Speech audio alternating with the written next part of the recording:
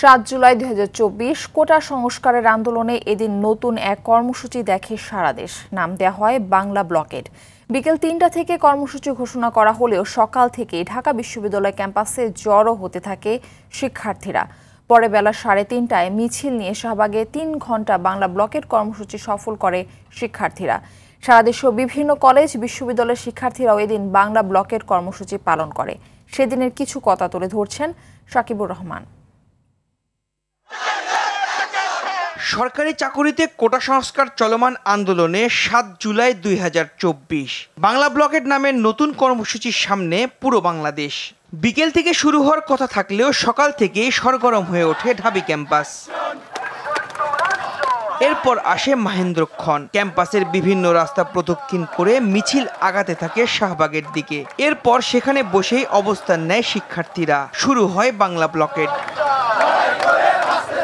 Science lab, Chankharpul, Nilkhet, Motijheel সহ প্রতিটি পয়েন্টে বাংলা ব্লকেড সফল করতে বিভিন্ন বিশ্ববিদ্যালয় ও কলেজগুলোর শিক্ষার্থীরা সড়কে অবস্থান নেয়।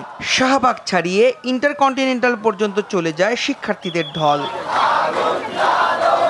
বছর ঘুরে এলেও মনে হয় এই তো সেদিন করেছেন আন্দোলন। স্মৃতিতে ভাসে সেদিনের সব কথা। সূর্যসেন হলের সামনে আমি যখন স্লোগান দেওয়ার চেষ্টা করি, তখন আমাকে শুধুমাত্র ছাত্র দলের একজন কর্মী আমি স্লোগান দেই। এই কারণে তথাকথিত গুপ্ত ছাত্রলীগ যারা ছিল ওই মিছিলে আসতো, স্লোগান দিতে বাধা দেয়।